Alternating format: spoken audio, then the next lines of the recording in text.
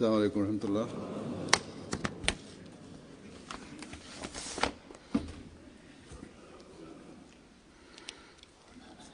أشهد أن لا إله إلا الله وحده لا شريك له وأشهد أن محمدا عبده ورسوله.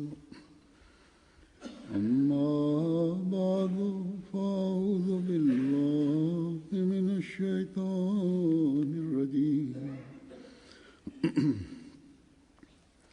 بسم الله الرحمن الرحيم.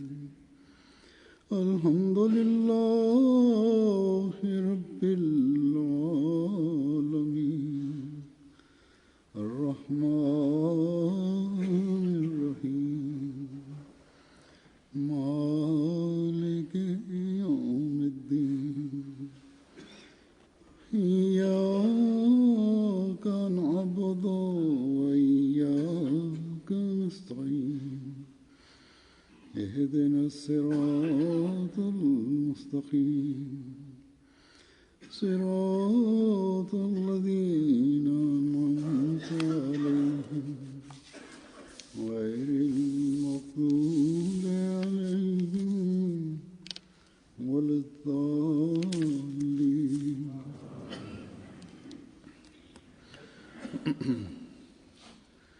അല്ലാഹു തആല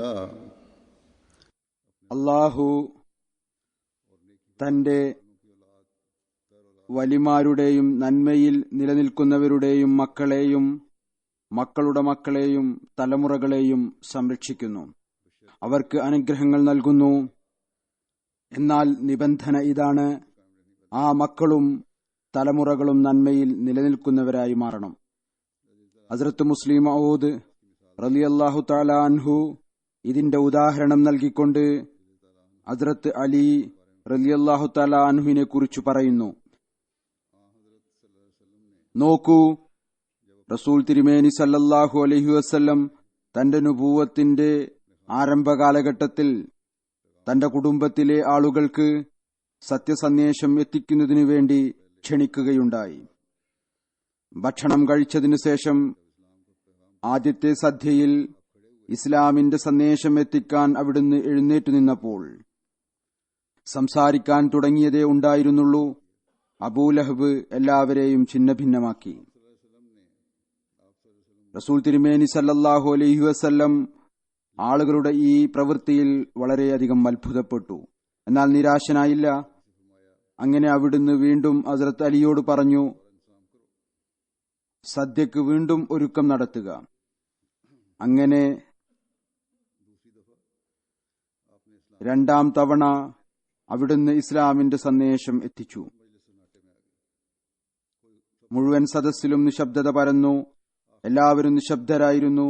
ആരും ഒന്നും പറഞ്ഞില്ല. അവസാനം ഹസ്രത്ത് അലി എഴുന്നേറ്റു നിന്ന് എന്നിട്ട് പറഞ്ഞു, ഞാൻ പ്രായത്തിൽ വളരെ ചെറുതാണ് എങ്കിലും ഈ സദസ്സിൽ ഇരിക്കുന്നവരുടെ ഇടയിൽ എന്നാൽ താങ്കൾ പറഞ്ഞ ഈ കാര്യത്തിൽ താങ്കളോടൊപ്പം നിൽക്കാൻ ഞാൻ തയ്യാറാണ്. കൂടെ നിൽക്കും എന്ന് എപ്പോഴും കൂടെ നിൽക്കും എന്ന് വാഗ്ദത്തം ചെയ്യുന്നു. ഏതായിരുന്നാലും അതിനുശേഷം മക്കയിൽ എതിർപ്പ് അതിന്റെ പാരമ്യതയിലായി. റസൂൽ തിരുമേനി സല്ലല്ലാഹു അലൈഹി വസല്ലമയ്ക്ക് ഹിജ്റത്ത് ചെയ്യേണ്ടതായി വന്നു. ആ സമയത്ത് ഹസ്രത്ത് അലി റളിയല്ലാഹു തആല അൻഹുവിന് അല്ലാഹു ഈ കാര്യത്തിനും ത്യാഗത്തിനും തൗഫീക്ക് നൽകി. റസൂൽ തിരുമേനി സല്ലല്ലാഹു അലൈഹി വസല്ലം ഹസ്രത്ത് അലി റളിയല്ലാഹു തആല അൻഹുവിനെ തന്റെ കിടക്കയിൽ കിടത്തി. എന്നിട്ട് പറഞ്ഞു, നീ ഇവിടെ കിടക്കുക, ശത്രുക്കൾ വിചാരിക്കും ഞാൻ കിടക്കുകയാണ് എന്ന്. ആ സമയത്ത് ഹസ്രത്ത് അലി ഇങ്ങനെ പറഞ്ഞില്ല, യാ റസൂലുള്ളാ, ശത്രുക്കൾ പുറത്ത് വളഞ്ഞിരിക്കുകയാണ്. രാവിലെ അവർ അറിയുമ്പോൾ എന്നെ കൊന്നുകളയും എന്ന കാര്യം വിദൂരപ്പെട്ട ഒന്നല്ല. മറിച്ച് വലിയ ശാന്തിയോടുകൂടി അലി അങ്ങയുടെ കിടക്കയിൽ കിടന്നു. രാവിലെ കുഫാറുകൾക്ക് അറിയാൻ കഴിഞ്ഞപ്പോൾ അവർ ഹസ്രത്ത് അലിയെ വളരെയധികം ഇടിക്കുകയും വേദനിപ്പിക്കുകയും ചെയ്തു. എന്നാൽ അപ്പോഴേക്കും റസൂൽ കരീം സല്ലല്ലാഹു അലൈഹി വസല്ലം മക്കയിൽ നിന്ന് ഹിജ്റത്ത് ചെയ്തു കഴിഞ്ഞിരുന്നു. ഹസ്രത്ത് അലിയുടെ ഈ ത്യാഗം പിന്നീട് അദ്ദേഹത്തിന് എത്രമാത്രം അനുഗ്രഹങ്ങൾ നൽകി, അല്ലെങ്കിൽ നൽകപ്പെടും എന്നത് ഹസ്രത്ത് അലിക്ക് അറിയില്ലായിരുന്നു. ഏതെങ്കിലും പാരിതോഷികത്തിനു വേണ്ടിയോ അള്ളാഹുവിന്റെ അനുഗ്രഹം നേടുന്നതിനു വേണ്ടിയോ ആയിരുന്നില്ല അദ്ദേഹം ത്യാഗം ചെയ്തത്. മറിച്ച് ശുദ്ധമായ റസൂൽ തിരുമേനിയോടുള്ള സ്നേഹവും ഇഷ്കും അള്ളാഹുവിന്റെ പ്രീതി കരസ്ഥമാക്കുന്നതിനും വേണ്ടിയായിരുന്നു ത്യാഗം ചെയ്തത്. അപ്പോഴും അള്ളാഹുവിന്റെ അറിവിൽ മാത്രമായിരുന്നു ഈ ത്യാഗത്തിന്റെ ഫലമായി എത്രമാത്രം ആദരവ് അദ്ദേഹത്തിന് ലഭിക്കും. ഹസ്രത്ത് അലിക്ക് മാത്രമല്ല, മറിച്ച് നന്മയിൽ നിലനിൽക്കുന്ന അങ്ങയുടെ മക്കൾക്കും തലമുറകൾക്കും അള്ളാഹു ആദരവ് കൊണ്ട് അനുഗ്രഹിക്കും. ഹസ്രത്ത് അലിയുടെ മേൽ അള്ളാഹുവിന്റെ ആദ്യത്തെ അനുഗ്രഹം ഇതായിരുന്നു, അദ്ദേഹത്തിന് റസൂൽ തിരുമേനി സല്ലല്ലാഹു അലൈഹി വസല്ലമയുടെ മരുമകൻ ആകാനുള്ള സൗഭാഗ്യം ലഭിച്ചു. അതുപോലെ റസൂൽ തിരുമേനി സല്ലല്ലാഹു അലൈഹി വസല്ലം വിവിധ അവസരങ്ങളിൽ ഹസ്രത്ത് അലിയുടെ വിവിധ പ്രവർത്തനങ്ങൾ കൊണ്ട് അദ്ദേഹത്തെ പ്രശംസിച്ചു. ഒരിക്കൽ റസൂൽ തിരുമേനി സല്ലല്ലാഹു അലൈഹി വസല്ലം യുദ്ധത്തിനായി ഒരിടത്തേക്ക് പോവുകയായിരുന്നു. അപ്പോൾ ഹസ്രത്ത് അലിയോട് മദീനയിൽ തന്നെ നിൽക്കാൻ കൽപ്പിച്ചു. ഹസ്രത്ത് അലി പറഞ്ഞു, അള്ളാഹുവിന്റെ റസൂലെ, താങ്കൾ എന്നെ സ്ത്രീകളോടും കുട്ടികളോടെയും കൂടെ ഉപേക്ഷിച്ചു പോവുകയാണോ? അവിടുന്ന് പറഞ്ഞു, ഓ അലി, മൂസാക്ക് ഹാറൂനോടുള്ള ബന്ധം എനിക്ക് നീയുമായുള്ളത് നീ ഇഷ്ടപ്പെടുന്നില്ലേ? ഹസ്രത്ത് മൂസ ഹാറൂനെ തന്റെ പിന്നിലാക്കിയാണ് പോയത്. അത് മുഖേന ഹാറൂന്റെ ആദരവ് കുറയുകയല്ലേ ചെയ്തത്? ഹസ്രത്ത് അലി റളിയല്ലാഹു തആല അൻഹുവിന്റെ ആദരവ് അള്ളാഹു ഈ വിധം സ്ഥാപിച്ചു കാണിച്ചു. മക്കളിൽ മാത്രമല്ല, മറിച്ച് ഇസ്ലാമിൽ കടന്നു കഴിഞ്ഞ ഔലിയാക്കളും സൂഫികളും അതിൽ അധികവും ഹസ്രത്ത് അലിയുടെ മക്കളിൽ നിന്നാണ്, അല്ലെങ്കിൽ ആയിരുന്നു. ഈ ഔലിയാക്കൾക്കും അള്ളാഹു മുഅ്ജിസത്തുകളും തന്റെ സഹായങ്ങളും നൽകി. ഹസ്രത്ത് മുസ്ലിം മഊദ് ഹസ്രത്ത് മസീഹ് മൗഊദ് അലൈഹി സ്വലാത്തു വസ്സലാമിനെ ഉദ്ധരിച്ചുകൊണ്ട് പറയുന്നു, ഞാൻ ഹസ്രത്ത് മസീഹ് മൗഊദ് അലൈഹി സ്വലാത്തു വസ്സലാമിൽ നിന്നൊരു സംഭവം കേട്ടിട്ടുണ്ട്. ആ സംഭവം ഇപ്രകാരമാണ്: ഹാറൂൺ റഷീദ് ഇമാം മൂസ റസായെ എന്തോ കാരണം കൊണ്ട് തടവിലാക്കി. അദ്ദേഹത്തിന്റെ കൈകളും കാലുകളും കയർ കെട്ടി. ആ കാലഘട്ടത്തിൽ സാധാരണ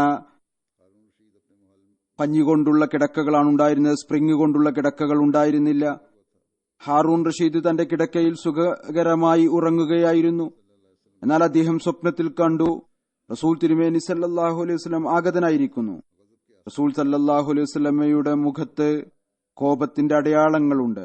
അവിടുന്ന് പറഞ്ഞു, ഹാറൂൺ റഷീദ്, നീ എന്നെ സ്നേഹിക്കുന്നുണ്ട് എന്ന് വാദിക്കുന്നു, എന്നാൽ നിനക്ക് ലജ്ജയില്ലേ? നീ സുഖകരമായ കിടക്കയിൽ സുഖനിദ്രയിലാണ്, എന്നാൽ നമ്മുടെ കുട്ടി കഠിനമായ ചൂടിൽ കൈകാലുകൾ ബന്ധനസ്ഥനായി തടവറയിലാണ്. ഈ ദൃശ്യം കണ്ട് ഹാറൂൺ റഷീദ് എഴുന്നേറ്റു. എന്നിട്ട് തന്റെ കമാൻഡറെ കൂടെ കൂട്ടി ആ തടവറയിൽ പോയി. എന്നിട്ട് തന്റെ കൈകൾ കൊണ്ട് ഇമാം മൂസ റസായുടെ കൈകളിലെയും കാലുകളിലെയും കയറുകൾ അഴിച്ചു കളഞ്ഞു. അദ്ദേഹം ഹാറൂൺ റഷീദിനോട് പറഞ്ഞു, താങ്കൾ എന്റെ വലിയ എതിരാളിയായിരുന്നുവല്ലോ, ഇപ്പോൾ എന്ത് സംഭവിച്ചു?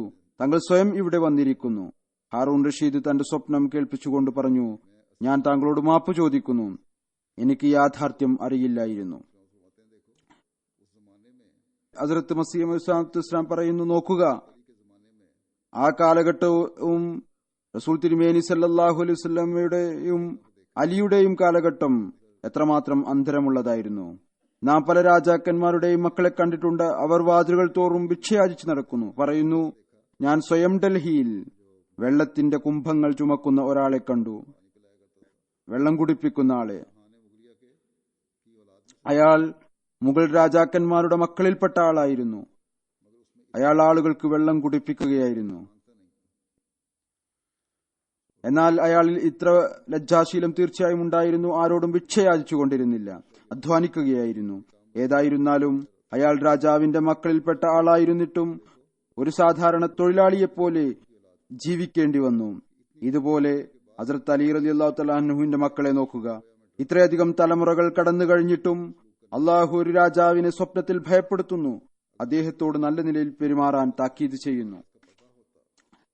അഥവാ ഹസ്രത്ത് അലി റളിയല്ലാഹു തആല അൻഹുവിന് ഈ സ്ഥാനത്തെക്കുറിച്ച് അറിയുമായിരുന്നുവെങ്കിൽ, അദ്ദേഹത്തിന് അദൃശ്യജ്ഞാനം ഉണ്ടായിരുന്നുവെങ്കിൽ, അദ്ദേഹം കേവലം ഈ ഒരു ആദരവിനു വേണ്ടി ഇസ്ലാം സ്വീകരിച്ചിരുന്നുവെങ്കിൽ, അദ്ദേഹത്തിന്റെ ഈമാൻ കേവലം കച്ചവടവും വ്യാപാരവുമാകുമായിരുന്നു, ഒരുവിധ പാരിതോഷികത്തിനും കാരണമാകുമായിരുന്നില്ല. ഹസ്രത്ത് മസീഹ് മൗഊദ് അലൈഹി സ്വലാത്തു വസ്സലാം ഒരു സ്ഥലത്ത് ഒരു വലിയ പരാമർശിച്ചുകൊണ്ട് പറയുന്നു, അദ്ദേഹം ഒരു കപ്പലിൽ യാത്ര ചെയ്യുകയായിരുന്നു. സമുദ്രത്തിൽ കൊടുങ്കാറ്റുണ്ടായി. കപ്പൽ അടുത്തു തന്നെ മുങ്ങുമായിരുന്നു.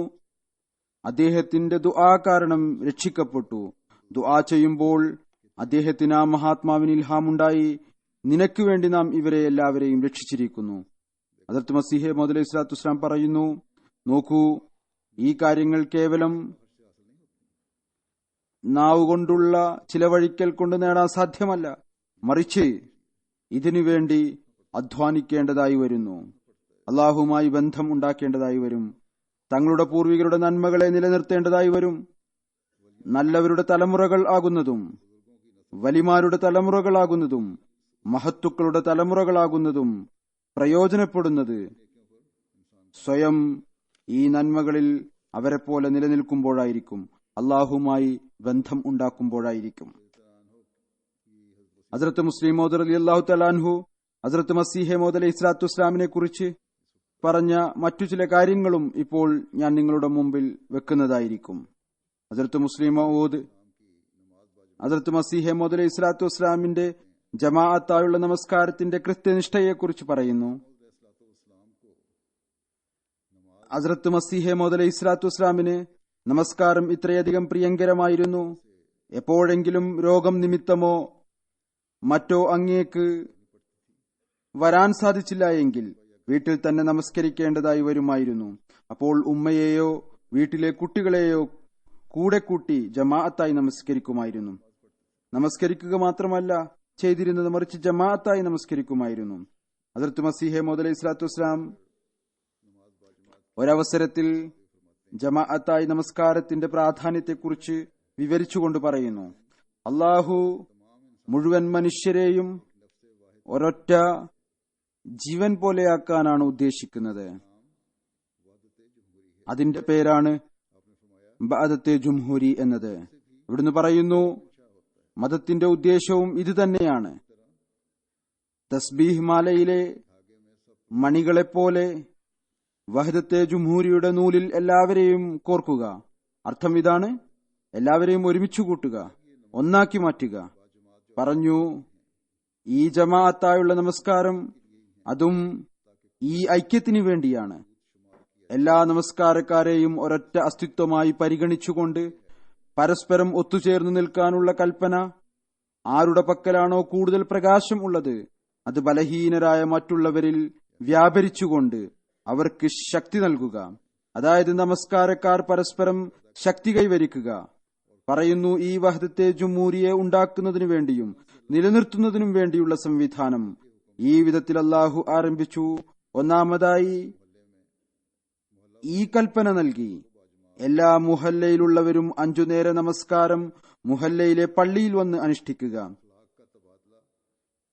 പരസ്പരം സ്വഭാവ ഗുണങ്ങൾ കൈമാറ്റം ചെയ്യപ്പെടുന്നതിനു വേണ്ടി, പ്രകാശം കൂടിച്ചേർന്ന് ബലഹീനത ദൂരീകരിക്കുന്നതിനു വേണ്ടി, പരസ്പരം പരിചയപ്പെട്ട് സ്നേഹം ഉണ്ടാക്കുന്നതിനു വേണ്ടി. പറഞ്ഞു, പരിചയം എന്നത് വളരെ നല്ല കാര്യമാണ്, കാരണം ഇത് മുഖേനയാണ് സ്നേഹം വർദ്ധിക്കുന്നത്. ഐക്യത്തിന്റെ അടിസ്ഥാനം ഇതാണ്. ജമാഅത്തായുള്ള നമസ്കാരത്തിന് മനുഷ്യന് വ്യക്തിപരമായ പ്രയോജനം നൽകുന്നതോടൊപ്പം ജമാഅത്തിപരമായ പ്രയോജനവും നൽകുന്നു. നമസ്കാരത്തിനായി പള്ളിയിൽ വരാത്തവർ അല്ലെങ്കിൽ ചിലരുണ്ട് പള്ളിയിൽ വന്ന് പരസ്പരമുള്ള വിദ്വേഷം ദൂരീകരിച്ച് ബന്ധം സ്ഥാപിക്കുന്നില്ല. അവർക്ക് നമസ്കാരം ഒരു പ്രയോജനവും നൽകുകയില്ല. കാരണം നമസ്കാരത്തിന്റെ ലക്ഷ്യം ആരാധനയെ കൂടാതെയുള്ളത് ഒരൈക്യം ഉണ്ടാക്കുക എന്നതാണ്, പരസ്പരം സ്നേഹം ഉണ്ടാക്കുക എന്നതാണ്. അത് ലഭിക്കുകയില്ല. ഈ ഒരു ചിന്തയോടുകൂടി നാം നമ്മുടെ നമസ്കാരം സംരക്ഷിക്കുകയും ചെയ്യേണ്ടതാണ്. ഈ ഒരു ചിന്തയോടുകൂടി പള്ളിയിൽ വരേണ്ടതാണ്. കാരണം നാം ഒന്നായി അള്ളാഹുവിന്റെ സമക്ഷത്തിൽ സ്വീകാര്യമായ നമസ്കാരം അനുഷ്ഠിക്കുന്നവരായിത്തീരുന്നതിനു വേണ്ടി, അവന്റെ പ്രീതി കരസ്ഥമാക്കുന്നവരായിത്തീരുന്നതിനു വേണ്ടി. നമസ്കാരം പാഴായി പോകുന്ന ഒരു സംഭവം ഹസ്രത്ത് അമീർ മുആവിയയുടേതാണ്. ഹസ്രത്ത് മുസ്ലിം മൗഊദ് ഹസ്രത്ത് മസീഹ് മൗഊദ് അലൈഹി സ്വലാത്തു വസ്സലാമിനെ ഉദ്ധരിച്ചുകൊണ്ട് പറയുന്നു, ഹസ്രത്ത് മസീഹ് മൗഊദ് അലൈഹി സ്വലാത്തു വസ്സലാം പറയാറുണ്ടായിരുന്നു, ഒരിക്കൽ അദ്ദേഹം സുബഹിയുടെ സമയത്ത് ഉണർന്നില്ല. എന്നാൽ ഉണർന്നപ്പോൾ നമസ്കാരത്തിന്റെ സമയം കടന്നു കഴിഞ്ഞിരുന്നു. ഈ കാരണം കൊണ്ട് അദ്ദേഹം പകൽ മുഴുവൻ കരഞ്ഞുകൊണ്ടിരുന്നു. രണ്ടാമത്തെ ദിവസം അദ്ദേഹം സ്വപ്നത്തിൽ കണ്ടു, ഒരാൾ വന്നു എന്നിട്ട് നമസ്കാരത്തിനായി എഴുന്നേൽപ്പിക്കുന്നു. അദ്ദേഹം ചോദിച്ചു, നീ ആരാണ്? അയാൾ പറഞ്ഞു, ഞാൻ ശൈത്താനാണ്, നിന്നെ നമസ്കാരത്തിനായി എഴുന്നേൽപ്പിക്കാൻ വന്നതാണ്. അദ്ദേഹം പറഞ്ഞു, നമസ്കാരത്തിന് എഴുന്നേൽപ്പിക്കുന്നതും നിനക്കും എന്താണ് ബന്ധം? കാര്യം എന്താണ്? അവൻ പറഞ്ഞു, ഇന്നലെ ഞാൻ നിന്നെ ഉറങ്ങിക്കിടക്കാൻ പ്രേരിപ്പിച്ചപ്പോൾ നീ ഉറങ്ങി, നമസ്കരിക്കാൻ സാധിച്ചില്ല. ഈ കാര്യത്തിൽ നീ ദിവസം മുഴുവൻ കരഞ്ഞുകൊണ്ടിരുന്നു, വ്യാകുലപ്പെട്ടുകൊണ്ടിരുന്നു. അള്ളാഹു പറഞ്ഞു, ജമാഅത്തായി നമസ്കരിക്കുന്നതിനേക്കാൾ അനേകം ഇരട്ടി പ്രതിഫലം അദ്ദേഹത്തിന് നൽകുക. അദ്ദേഹത്തിന്റെ വിലാപം കാരണം അള്ളാഹു അനേകം ഇരട്ടി പ്രതിഫലം നൽകാൻ മലക്കുകളോട് കൽപ്പിച്ചു. എനിക്കിതിൽ വലിയ ദുഃഖം തോന്നി. ശൈത്താൻ പറയുകയാണ്, എനിക്ക് ഈ കാര്യത്തിൽ വലിയ ദുഃഖം തോന്നി. നമസ്കാരത്തിൽ നിന്ന് നിന്നെ മാറ്റി നിർത്തിയിട്ടും നിനക്ക് വളരെയധികം പ്രതിഫലം ലഭിച്ചു. അതുകൊണ്ട് ഞാൻ ഇന്ന് നിന്നെ ഉണർത്താൻ വന്നിരിക്കുന്നത് നീ ഇന്നും കൂടുതൽ പ്രതിഫലം കരസ്ഥമാക്കാതിരിക്കുന്നതിനു വേണ്ടിയാണ്. പറയുന്നു, ശൈത്താൻ പിടിവിടുന്നത് മനുഷ്യൻ അവന്റെ വാക്കുകളെ തകർക്കുമ്പോഴാണ്. അത് മുഖേന അവൻ നിരാശനായിത്തീരുന്നു, അകന്നുപോകുന്നു. നാം ഓരോരുത്തരും എല്ലാ അവസരങ്ങളിലും ശൈത്താനെ നിരാശപ്പെടുത്തുന്നവരായി തീരേണ്ടതാണ്. അള്ളാഹുവിന്റെ പ്രീതി കരസ്ഥമാക്കുന്നതിനു വേണ്ടി കഴിവിന്റെ പരമാവധി പരിശ്രമിക്കേണ്ടതാണ്. അവന്റെ കൽപ്പനകൾ അനുസരിച്ച് പ്രവർത്തിക്കാൻ പരിശ്രമിക്കേണ്ടതാണ്. തങ്ങളുടെ നമസ്കാരത്തെയും സംരക്ഷിക്കുക, സമയത്ത് അനുഷ്ഠിക്കുന്നതിനും പരിശ്രമിക്കുക. ചിലപ്പോൾ ചിലർ ധൃതി കാണിച്ചുകൊണ്ട് ഏതെങ്കിലും കാര്യത്തിന്റെ ഗഹനതയിൽ എത്താതെ തങ്ങളുടെ അഭിപ്രായം സ്ഥാപിക്കുന്നു. പിന്നീട് ചില ബലഹീനരായ പ്രകൃതക്കാർ ഇത് മുഖേന വഴിതെറ്റുന്നു. ഒരു സംഭവം പരാമർശിച്ചുകൊണ്ട് ഹസ്രത്ത് മുസ്ലിം മൗഊദ് റളിയല്ലാഹു തആല അൻഹു പറയുന്നു, ഒരു സദ്യയിൽ ഞാൻ ഒരാളെ ഇടത് കൈകൊണ്ട് വെള്ളം കുടിക്കുന്നതിൽ നിന്നും തടഞ്ഞു. ഇടത് കൈകൊണ്ട് വെള്ളം കുടിക്കുകയായിരുന്നു. ഞാൻ അയാളോട് പറഞ്ഞു, വലതു കൈകൊണ്ട് വെള്ളം കുടിക്കുക, പ്രത്യേകിച്ച് കാരണം ഒന്നുമില്ല എങ്കിൽ. അയാൾ പറഞ്ഞു, ഹസ്രത്ത് മസീഹ് മൗഊദ് അലൈഹി സ്വലാത്തു വസ്സലാമും ഇടത് കൈകൊണ്ട് വെള്ളം കുടിക്കാറുണ്ടായിരുന്നു. എന്നാൽ ഹസ്രത്ത് സാഹിബ് അങ്ങനെ ചെയ്യാൻ ഒരു കാരണമുണ്ടായിരുന്നു. അതിപ്രകാരമാണ്, അങ്ങ് ചെറുപ്പത്തിൽ വീണത് കാരണം കൈകൾക്ക് പരിക്ക് പറ്റിയിരുന്നു. കൈ ഇത്രയധികം ബലഹീനമായി പോയിരുന്നു. അതുകൊണ്ട് ഗ്ലാസ് പിടിക്കാൻ സാധിച്ചിരുന്നു, എന്നാൽ വായ വരെ കൊണ്ടുപോകാൻ സാധിക്കുമായിരുന്നില്ല. എന്നാൽ സുന്നത്തിനെ പിൻപറ്റുന്നതിനു വേണ്ടി, സുന്നത്തിനെ അനുസരിക്കാറുണ്ടായിരുന്നില്ല എന്നല്ല, മറിച്ച് സുന്നത്തിനെ പിന്തുടരുന്നതിനു വേണ്ടി അങ്ങ് ഇടത് കൈകൊണ്ട് ഗ്ലാസ് എടുത്താലും താഴെ വലതു കൈകൊണ്ട് താങ്ങ് നൽകുമായിരുന്നു. തന്റെ കൈയിന്റെ ബലഹീനതയെക്കുറിച്ച് ഹദ്റത്ത് മസീഹ് മൗഊദ് സ്വല്ലല്ലാഹു അലൈഹി വസല്ലം സ്വയം ഒരു സ്ഥലത്ത് പറഞ്ഞിട്ടുണ്ട്. പറയുന്നു, ഒരിക്കൽ ഞാൻ കുറച്ച് അന്യരുടെ മുന്നിൽ, അവർ അഹമ്മദികളായിരുന്നില്ല, അല്ലെങ്കിൽ എതിരാളികളായിരുന്നു, സംവാദം നടത്താനായി വന്നതായിരുന്നു. എന്നാൽ ചായയുടെ ഗ്ലാസ് കപ്പ് എടുത്തു. അപ്പോൾ മുന്നിൽ ഇരിക്കുന്ന അന്യർ ആരോപണം ഉന്നയിച്ചു, താങ്കൾ സുന്നത്തനുസരിച്ച് പ്രവർത്തിക്കുന്നില്ല, ഇടത് കൈകൊണ്ട് പാത്രം പിടിച്ചു കുടിക്കാൻ ശ്രമിക്കുകയാണ്. ഹസ്രത്ത് മസീഹ് മൗഊദ് അലൈഹി സ്വലാത്തു വസ്സലാം സ്വയം പറയുന്നു,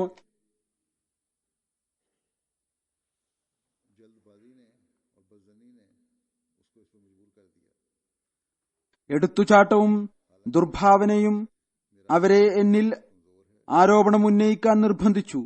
എന്നാൽ എന്റെ കൈ പരിക്ക് കാരണം ബലഹീനമാണ്. എനിക്ക് വലത് കൈകൊണ്ട് കപ്പെടുക്കാൻ സാധിക്കുകയില്ല. എന്നാൽ താഴെ വലതുകൈ നിർബന്ധമായും വെക്കുന്നു. അതുകൊണ്ട് ശത്രുക്കൾക്ക് എടുത്തുചാട്ടം ദുർഭാവന നൽകുന്നു. അതോടൊപ്പം അവരുടെ അറിവില്ലായ്മയും എടുത്തുചാട്ടവും നഊദുബില്ല ഹസ്രത്ത് മസീഹ് മൗഊദ് അലൈഹി സ്വലാത്തു വസ്സലാം സുന്നത്തിന് എതിരായാണ് പ്രവർത്തിക്കുന്നത് എന്ന ചിന്ത ഉണ്ടാക്കുന്നു. എന്നാൽ അവർ കാരണം അന്വേഷിക്കുകയായിരുന്നു വേണ്ടിയിരുന്നത്. ഹസ്രത്ത് മുസ്ലിം മൗഊദ് റളിയല്ലാഹു തആല അൻഹു തടഞ്ഞപ്പോൾ വിട്ടുനിൽക്കേണ്ടതായിരുന്നു, ചോദിക്കണമായിരുന്നു ഇതിനുള്ള കാരണം എന്തായിരുന്നു എന്ന്. ഏതായിരുന്നാലും ഈ എടുത്തുചാട്ടം തന്നെയാണ് തെറ്റായ രീതിയിലുള്ള വിദ്അത്തുകളും ഉണ്ടാക്കുന്നത്. തെറ്റായ വിധത്തിലുള്ള വിശദീകരണം മനുഷ്യൻ സ്വയം നൽകി തെറ്റായ കാര്യം അതിൽ നിന്ന് സ്വീകരിക്കുന്നു.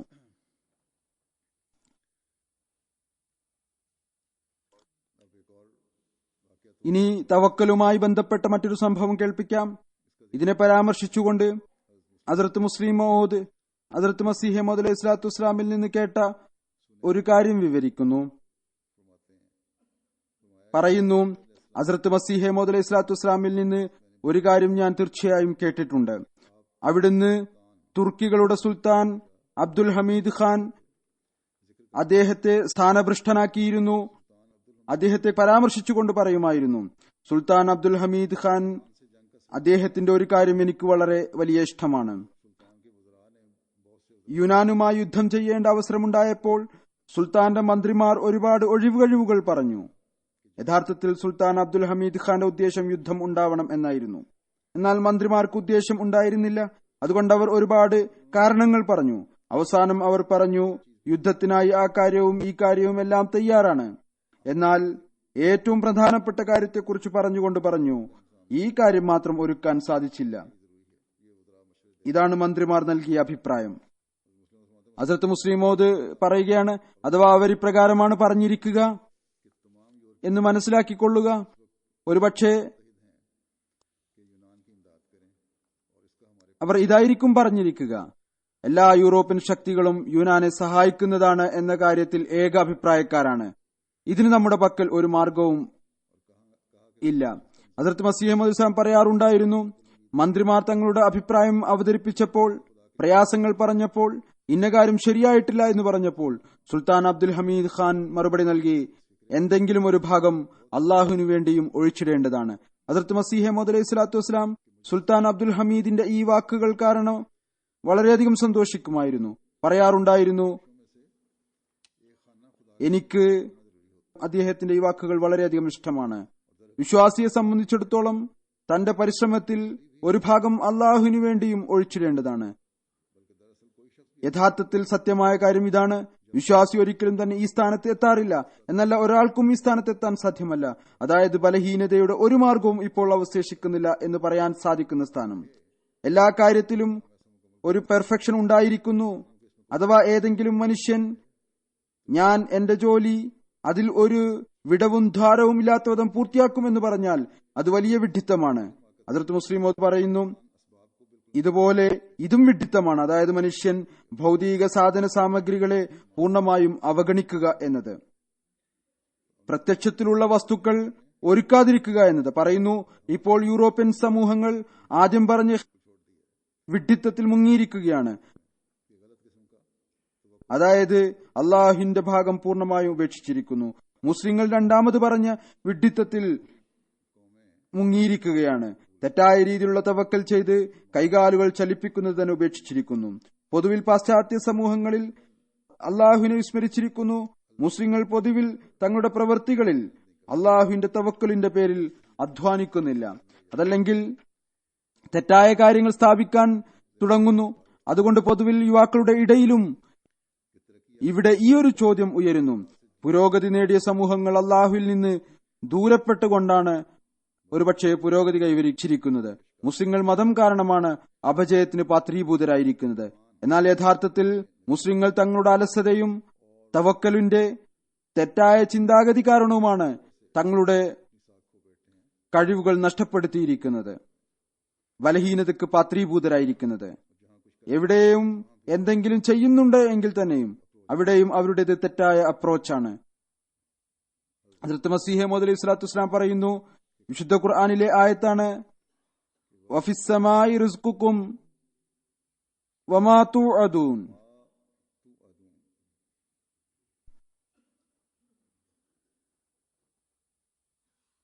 ആകാശത്തിൽ നിങ്ങളുടെ റിസ്ക് ഉണ്ട്, വാഗ്ദാനം ചെയ്യപ്പെട്ടതെല്ലാം ഉണ്ട്.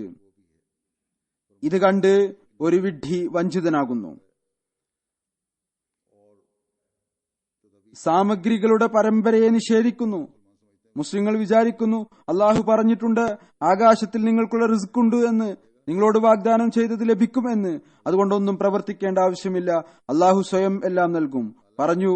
എന്നാൽ സൂറത്തുൽ ജുമായിൽ അള്ളാഹു പറയുന്നു, ഫൻതശിറൂ ഫിൽ അർളി വബ്തഗൂ മിൻ ഫളിലില്ലാ, നിങ്ങൾ ഭൂമിയിൽ വ്യാപിക്കുകയും അള്ളാഹുവിന്റെ അനുഗ്രഹങ്ങൾ അന്വേഷിക്കുകയും ചെയ്യുക. അള്ളാഹുവിന്റെ അനുഗ്രഹം അന്വേഷിക്കുക എന്നത് ഇതാണ് തങ്ങളുടെ ശക്തികളെ പ്രവർത്തന തലത്തിൽ കൊണ്ടുവരിക. പറയുന്നു ഇത് വളരെ സൂക്ഷ്മമായ ഒരു കാര്യമാണ്. ഒരു ഭാഗത്ത് സാമഗ്രികളുടെ ഇളവും മറുഭാഗത്ത് പൂർണ്ണമായ തവക്കലും പൂർത്തിയാകണം. ഈ കാര്യമാണ് ഓർക്കേണ്ടത്. പ്രത്യക്ഷ നിലയിലുള്ള സാധന സാമഗ്രികളും പൂർണ്ണമായിരിക്കണം, എന്നിട്ട് അള്ളാഹുവിൽ തവക്കലും ചെയ്യുക. ഇതാണ് യഥാർത്ഥ വിശ്വാസിയുടെ അടയാളം. പറയുന്നു ഇതിനിടയ്ക്ക് ശൈത്താന് വസ്വസ ഇടുന്നതിനുള്ള വലിയ അവസരം ലഭിക്കുന്നു. അതായത് സാധന സാമഗ്രികളെ അവലംബിക്കുന്നതിനും അള്ളാഹുവിൽ തവക്കൽ ചെയ്യുന്നതിനും ഇടയ്ക്ക് ഈ രണ്ട് കാര്യങ്ങളിലും വ്യത്യാസം വളരെ അത്യാവശ്യമാണ്. ഇത് രണ്ട് കാര്യങ്ങളും വളരെ അത്യാവശ്യമാണ്, ചെയ്യേണ്ടത് അനിവാര്യമാണ്. ശൈത്താൻ ഇതിന് രണ്ടിനും ഇടയിൽ വന്ന് കുഴപ്പമിടാൻ ശ്രമിക്കുന്നു, വിശ്വാസം കുഴപ്പത്തിലാക്കാൻ ശ്രമിക്കുന്നു. അതുകൊണ്ട് ഈ കാര്യം ശ്രദ്ധിക്കുക. പറയുന്നു ചിലർ വഞ്ചിതരായി സാമഗ്രികളെ ആരാധിക്കുന്നവരായി മാറുന്നു. ചിലർ അള്ളാഹു നൽകിയിരിക്കുന്ന കഴിവുകളെ ഒന്നിനും കൊള്ളാത്തതാണ് എന്ന് ചിന്തിക്കുന്നു. പറയുന്നു റസൂൽ തിരുമേനി സല്ലല്ലാഹു അലൈഹി വസല്ലം യുദ്ധത്തിനായി പോകുമ്പോൾ തയ്യാറെടുപ്പ് നടത്തുമായിരുന്നു. കുതിര, ആയുധം എന്നിവയും കൂടെ കൊണ്ടുപോകുമായിരുന്നു. എന്നല്ല, ചിലപ്പോൾ അങ്ങ് 2 പടച്ചട്ടകൾ അണിഞ്ഞു പോകുമായിരുന്നു. വാളും അരയിൽ തൂക്കുമായിരുന്നു. എന്നാൽ അള്ളാഹു ഇവിടെ വാഗ്ദാനം നൽകിയിരുന്നു, വല്ലാഹു യഅസിമുക മിനന്നാസ്, അള്ളാഹു നിന്നെ ജനങ്ങളുടെ ആക്രമണങ്ങളിൽ നിന്ന് സുരക്ഷിതനാക്കും. സാമഗ്രികൾ പൂർണ്ണമാക്കി പിന്നീട് അള്ളാഹുവിൽ തവക്കൽ ചെയ്യാനുള്ള കൽപ്പനയാണുള്ളത്. ഇതുപോലെ എല്ലാ കാര്യങ്ങളിലും അധ്വാനിച്ച് പിന്നീട് തവക്കൽ ചെയ്യാനുള്ള കൽപ്പനയാണുള്ളത്. ഇതുകൂടാതെ അള്ളാഹുവിന്റെ സഹായം ഉണ്ടാവുകയില്ല. ഹസ്രത്ത് മസീഹ് മൗഊദ് അലൈഹി സ്വലാത്തു വസ്സലാമിന്റെ ഒരു ഇൽഹാം ആണ്, രാജാക്കന്മാർ നിന്റെ വസ്ത്രങ്ങളിൽ നിന്ന് അനുഗ്രഹം തേടും.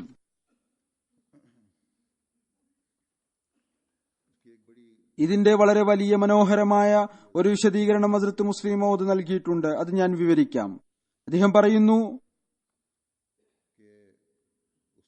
ആ സമയത്ത് അള്ളാഹു സ്വയം ഹസ്രത്ത് മസീഹ് മൗഊദ് അലൈഹി സ്വലാത്തു വസ്സലാമിന് ഇൽഹാം നൽകി, രാജാക്കന്മാർ നിന്റെ വസ്ത്രങ്ങളിൽ നിന്ന് അനുഗ്രഹം തേടും. രാജാക്കന്മാർ ഹസ്രത്ത് മസീഹ് മൗഊദ് സ്വലാത്തു വസ്സലാമിന്റെ വസ്ത്രങ്ങളിൽ നിന്ന് അനുഗ്രഹം തേടുന്ന ആ കാലം വരുമ്പോൾ അവിടുന്ന് തന്റെ മുന്നിൽ ഇരിക്കുന്നവരെയും അഭിസംബോധന ചെയ്തുകൊണ്ട് പറയുകയാണ്, നിങ്ങളിൽ നിന്ന് അനുഗ്രഹം തേടാത്ത വിഡ്ഢി ആരായിരിക്കും?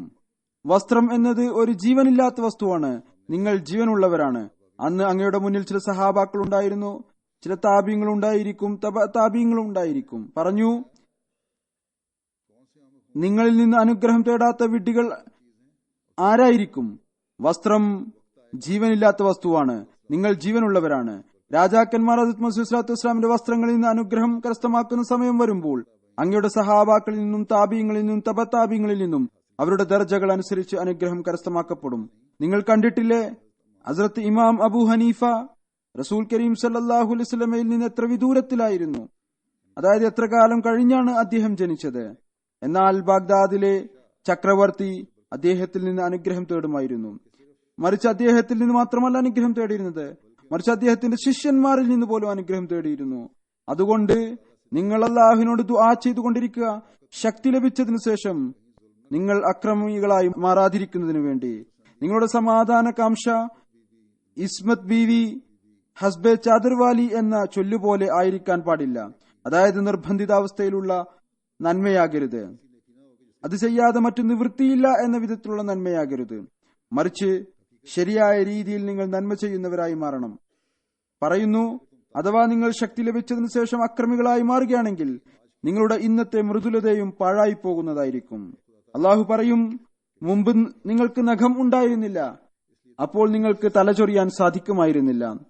എന്നാൽ ഇപ്പോൾ നിങ്ങൾക്ക് ഞാൻ നഖം നൽകിയിരിക്കുന്നു, അപ്പോൾ നിങ്ങൾ തലചൊറിയാൻ തുടങ്ങിയിരിക്കുന്നു. സന്തോഷത്തോടൊപ്പം ഇസ്തിഗ്ഫാർ ചെയ്തുകൊണ്ടിരിക്കുക, സ്വയം തങ്ങൾക്കും മറ്റുള്ളവർക്കും വേണ്ടി ദുആ ചെയ്തുകൊണ്ടിരിക്കുക. ഇത് വളരെ അത്യാവശ്യമുള്ള ഒരു കാര്യമാണ്. ഇന്ന് പൊതുവിൽ നാം സമാധാനത്തെക്കുറിച്ച് പറയുന്നു, ശാന്തിയെക്കുറിച്ച് പറയുന്നു. എന്നാൽ എല്ലാം ലഭിക്കുമ്പോൾ, രാജാക്കന്മാർ അഹമ്മദി മുസ്ലിങ്ങളാകുമ്പോൾ, അനുഗ്രഹം തേടാൻ പരിശ്രമിക്കുമ്പോൾ, ആ സമയത്ത് സമാധാനത്തിന്റെയും ശാന്തിയുടെയും സന്ദേശം പ്രചരിപ്പിക്കേണ്ടതാണ്. അപ്പോൾ സ്നേഹത്തെ വ്യാപിപ്പിക്കേണ്ടതാണ്. അല്ലെങ്കിൽ ഇന്നുള്ളത് നിർബന്ധിതാവസ്ഥ കൊണ്ടുള്ള കാര്യം മാത്രമായിരിക്കും. പറഞ്ഞു, ആ ദിവസം വിദൂരത്തിലല്ല. ഹദ്റത്ത് മസീഹ് മൗഊദ് അലൈഹിസ്സലാത്തു വസ്സലാമിന്റെ ഇൽഹാം പൂർത്തിയാകുമ്പോൾ രാജാക്കന്മാർ വസ്ത്രങ്ങളിൽ നിന്ന് അനുഗ്രഹം തേടും. രാജാക്കന്മാർ മെല്ലെ മെല്ലെ ഇല്ലാതായിക്കൊണ്ടിരിക്കുകയാണ്. എന്നാൽ രാജ്യത്തിന്റെ പ്രസിഡന്റും രാജാവ് തന്നെയാണ്. അഥവാ റഷ്യയുടെ പ്രധാനമന്ത്രിയോ പ്രസിഡന്റോ മുസ്ലിമായി മാറിയാൽ അതും രാജാവിനേക്കാൾ സ്ഥാനത്തിൽ കുറവൊന്നുമല്ല. ഹദ്റത്ത് മസീഹ് മൗഊദ് അലൈഹിസ്സലാത്തു വസ്സലാമിന്റെ വസ്ത്രങ്ങളിൽ നിന്ന് അനുഗ്രഹം തേടും. എന്നാൽ അവർ ഹദ്റത്ത് മസീഹ് സ്വല്ലല്ലാഹു വസ്സലാമിന്റെ വസ്ത്രങ്ങളിൽ നിന്ന് അനുഗ്രഹം തേടുക അപ്പോഴായിരിക്കും എപ്പോഴാണോ നിങ്ങൾ ഹദ്റത്ത് മസീഹ് മൗഊദ് സ്വല്ലല്ലാഹു വസ്സലാമിന്റെ ഗ്രന്ഥങ്ങളിൽ നിന്ന് അനുഗ്രഹം കരസ്ഥമാക്കുന്നത്. ഇതാണ് ഒരു ബന്ധം. രാജാക്കന്മാർ അപ്പോഴായിരിക്കും അനുഗ്രഹം നേടുക. അതായത് നിങ്ങൾ പഴയ അഹമ്മദികൾ, സഹാബാക്കളുടെ മക്കൾ എന്ന് പറയപ്പെടുന്നവർ, താബീങ്ങളും തബതാബീങ്ങളും ആയിട്ടുള്ളവർ, അതായത്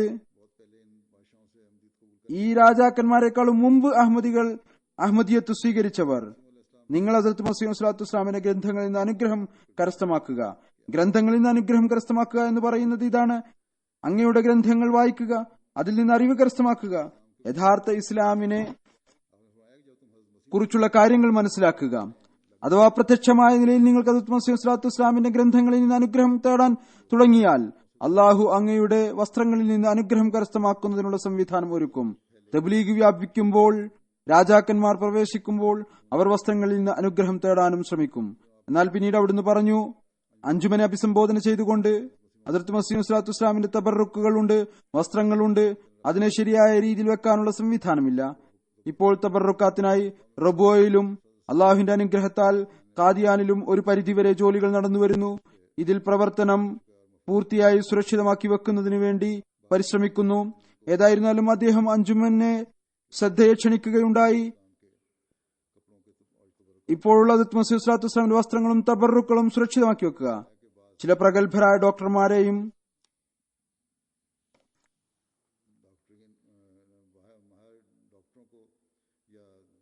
സ്പെഷ്യലിസ്റ്റുകളെയും വിളിക്കുകയും ഹദ്റത്ത് മസീഹ് സ്വല്ലല്ലാഹു വസ്സലാമിന്റെ വസ്ത്രം എങ്ങനെ സുരക്ഷിതമാക്കി വെക്കാം എന്ന കാര്യത്തെക്കുറിച്ച് ചിന്തിക്കുകയും ചെയ്യുക. ഈ വസ്ത്രം കണ്ണാടിയിൽക്കുള്ളിൽ വെക്കുകയും അത് നൂറുകണക്കിന് വർഷം സുരക്ഷിതമായി നിലനിൽക്കുന്ന രീതിയിൽ വെക്കുക. അതല്ലെങ്കിൽ അത് വസ്ത്രങ്ങൾക്ക് കീടങ്ങളുടെ ആക്രമണമില്ലാത്ത രാജ്യങ്ങളിലേക്ക് അയക്കുക. ഉദാഹരണത്തിന് അമേരിക്കയിലേക്ക് ഈ വസ്ത്രങ്ങൾ അയക്കുക. നമുക്ക് അത് സുരക്ഷിതമാക്കി വെക്കുന്നതിന് വേണ്ടി, വരുന്ന തലമുറകൾക്ക് ഇതിൽ നിന്ന് അനുഗ്രഹം കരസ്ഥമാക്കാൻ സാധിക്കുന്നതിന് വേണ്ടി പറയുന്നു. ഹദ്റത്ത് മസീഹ് സ്വല്ലല്ലാഹു വസ്സലാമിന്റെ മരണത്തിന് ശേഷം ഉമ്മയുടെ ആഗ്രഹമായിരുന്നു, വയസ്സിൽ മൂത്തതുകൊണ്ട് അങ്ങയുടെ അലൈസല്ലാഹു ബികാഫിൻ അബ്ദുഹു എന്ന മോതിരം എനിക്ക് ലഭിക്കണം എന്ന്. ഞങ്ങൾ 3 സഹോദരങ്ങളായിരുന്നു. മോതിരവും 3 എണ്ണം ഉണ്ടായിരുന്നു. എന്നിരുന്നാലും ആഗ്രഹമുണ്ടായിട്ടും ഹദ്റത്ത് ഉമ്മുൽ മുഅ്മിനീൻ ഹദ്റത്ത് അമ്മാജാൻ നറുക്കെടുപ്പ് നടത്തി. ഹദ്റത്ത് മുസ്ലിം മൗഊദ് പറയുകയാണ്, എന്നാൽ അത്ഭുതകരമായ കാര്യം ഇതാണ്, 3 പ്രാവശ്യം നറുക്കിട്ടു. 3 പ്രാവശ്യം അലൈസല്ലാഹു എന്ന മോതിരം എന്റെ പേരിലാണ് വന്നത്. ഗറസ്തുലക യദീ ബി റഹ്മതി വ ഖുദ്റതി എന്നുള്ള മോതിരം മിയാം ബഷീർ അഹമ്മദ് സാഹിബിന്റെ പേരിൽ കിട്ടി. അദ്ദേഹം ഹദ്റത്ത് മുസ്ലിം മൗഊദിന്റെ 2ാമത്തെ സഹോദരനായിരുന്നു. 3ാമത്തെ മോതിരം മരണസമയത്ത് ഹദ്റത്ത് മുസ്ലിം സ്വല്ലല്ലാഹു വസ്സലാം തന്റെ കൈകളിൽ അണിഞ്ഞിരുന്നതായിരുന്നു. അതിൽ മൗലാബസ് എന്ന് എഴുതി വെച്ചിരുന്നു. 3 പ്രാവശ്യം അത് മിർസ ഷരീഫ് അഹമ്മദ് സാഹിബിന് ലഭിച്ചു. നോക്കൂ, അള്ളാഹുവിന്റെ കൈകടത്തൽ എത്രമാത്രമുണ്ട്. ഒരിക്കൽ നറുക്കിടുന്നതിൽ തെറ്റ് സംഭവിക്കാം, എന്നാൽ 3 പ്രാവശ്യം നറുക്കിട്ടു. 3 പ്രാവശ്യവും അലൈസല്ലാഹു ബികാഫിൻ അബ്ദുഹു എന്ന മോതിരം എനിക്ക് വീണു. മിയാം ബഷീർ അഹമ്മദ് സാഹിബിന്റെ പേരിൽ ഗറസ്തുലക യദി ബിറഹ്മതി വറഹ്മതി വഖുദ്റതി എന്ന മോതിരം വീണു.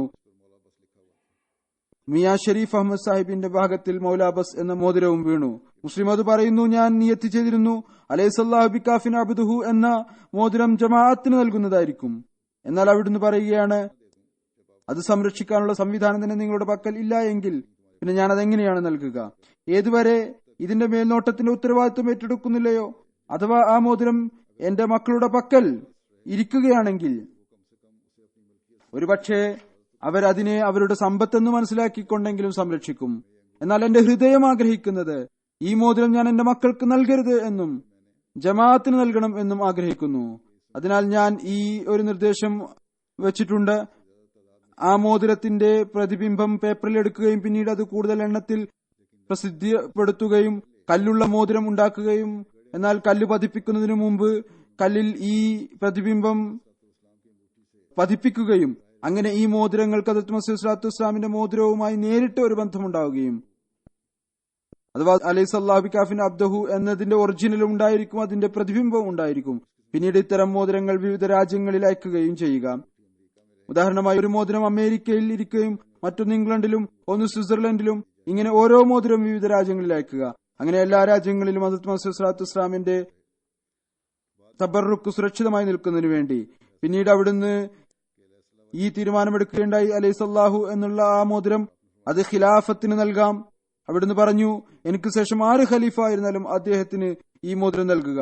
അങ്ങനെ അത് ഇന്നും നടന്നുകൊണ്ടിരിക്കുന്നു.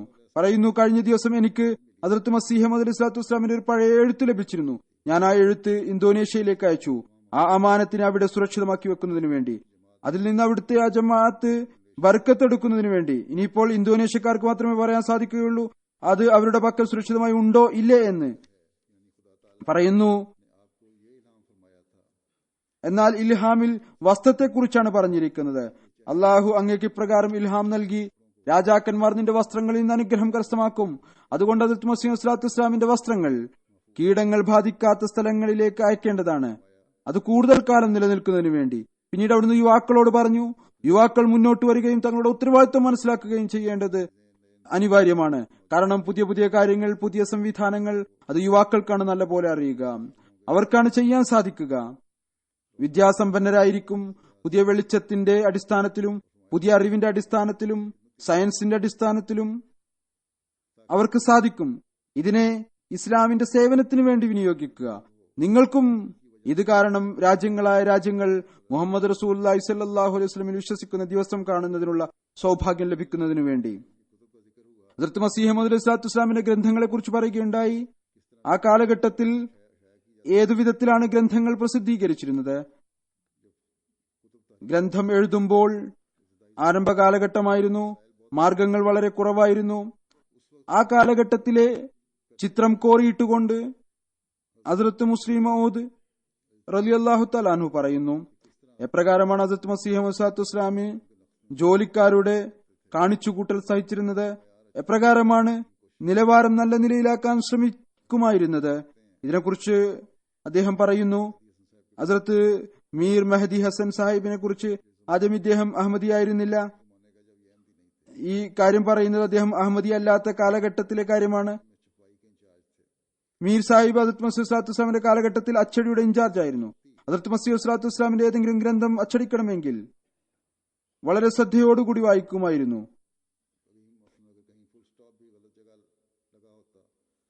പിന്നീടുള്ള കാലത്തെക്കുറിച്ചാണ് പറയുന്നത്, എവിടെയെങ്കിലും ഫുൾ സ്റ്റോപ്പ് പോലും തെറ്റായി ഇട്ടിട്ടുണ്ടെങ്കിൽ ആ കോപ്പി നശിപ്പിക്കുമായിരുന്നു, പിന്നീട് പുതിയത് എഴുതിപ്പിക്കും.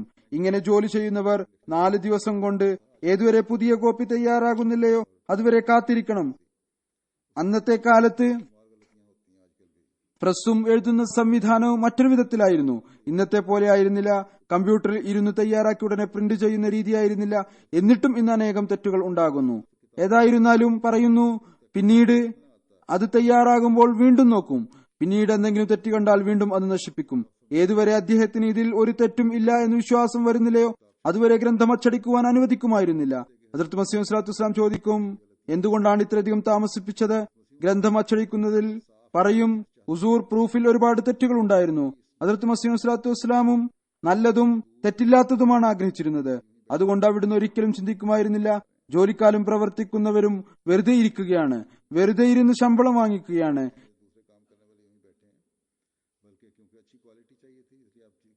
ഈ കാര്യത്തെക്കുറിച്ചല്ല ചിന്ത ഉണ്ടായിരുന്നത്. എഴുതുന്നവരും മറ്റു ജോലി ചെയ്യുന്നവരും വെറുതെ ഇരിക്കുകയാണ്, മറിച്ച് നല്ല ക്വാളിറ്റി വേണമായിരുന്നു. അവിടുന്ന് പറയുമായിരുന്നു, നിലവാരം നല്ലതായിരിക്കണം.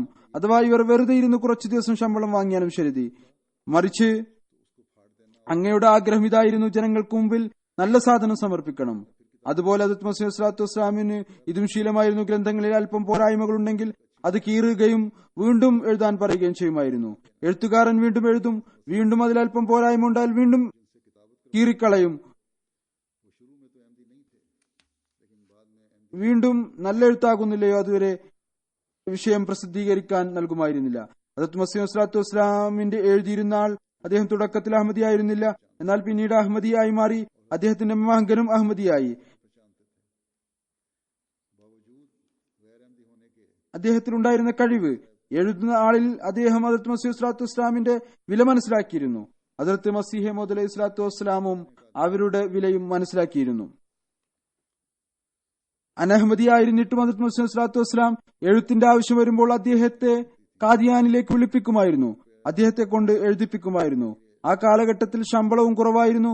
മാസം 25 രൂപയും റൊട്ടിക്കുള്ള അലവൻസ് ലഭിക്കുമായിരുന്നു. എഴുതുന്ന ആളുടെ ശീലം ഇതായിരുന്നു, ജോലി പൂർത്തിയാകാൻ അടുത്തായാൽ അദ്ദേഹം മസീഹ് മൗഊദ് ഇസ്ലാമിന്റെ അടുത്ത് വരും. എന്നിട്ട് പറയും, ഹുസൂർ, സലാം പറയാൻ വേണ്ടി വന്നതാണ്, ഇനി എനിക്ക് വീട്ടിൽ പോകാൻ അനുവാദം നൽകിയാലും. അവിടുന്ന് പറയും, എന്താണ് ഇത്രയധികം ധൃതി, ഗ്രന്ഥം പ്രസിദ്ധീകരിക്കണം, നമുക്ക് എഴുത്തുകാരന്റെ ആവശ്യമുണ്ട്.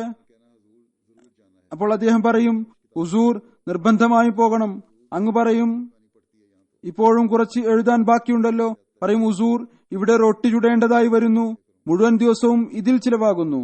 ഞാൻ റൊട്ടി ചുടണോ അതോ എഴുത്തു നടത്തണോ? പകൽ മുഴുവൻ റൊട്ടി ചുടുന്നതിൽ ചിലവാകുന്നു. ഹദ്റത്ത് മസീഹ് സ്വല്ലല്ലാഹു അലൈഹി വസല്ലം പറയും, താങ്കളുടെ റൊട്ടിക്കുള്ള ഏർപ്പാട് ഞാൻ ലങ്കറിൽ നിന്ന് ചെയ്യാം.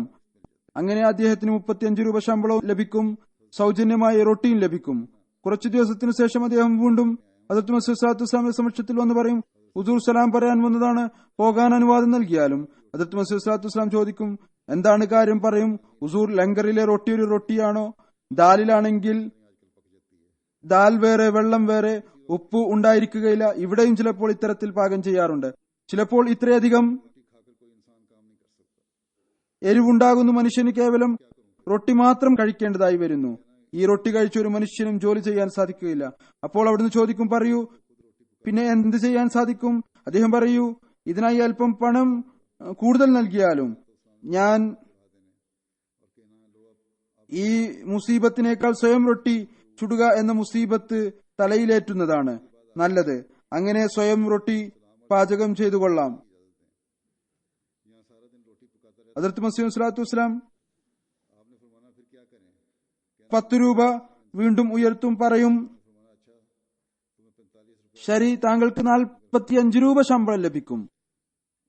25 രൂപയിൽ നിന്ന് ആരംഭിച്ച് 45 രൂപ വരെ എത്തി. അദ്ദേഹം വീണ്ടും 10 ദിവസത്തേക്ക് ശേഷം വരും.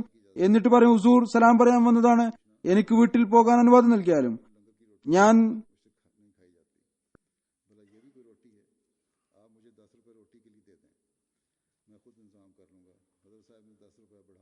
പകൽ മുഴുവൻ റൊട്ടി പാകം ചെയ്യുന്നതാണ്,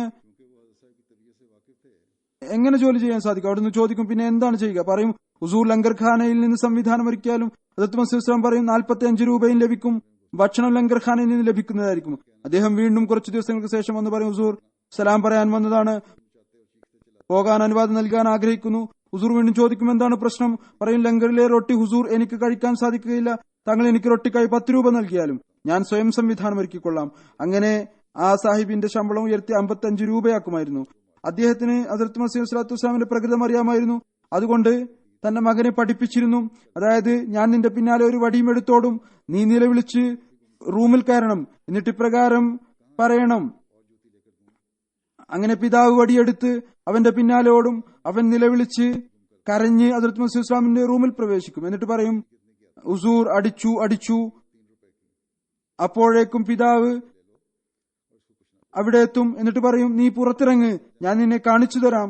ഈ അവസ്ഥ കണ്ട് ഹസ്രത്ത് മസീഹ് മൗഊദ് അലൈഹി സ്വലാത്തു വസ്സലാം ചോദിക്കും, എന്താണ് കാര്യം, എന്തിനാണ് ചെറിയ കുട്ടിയെ അടിക്കുന്നത്?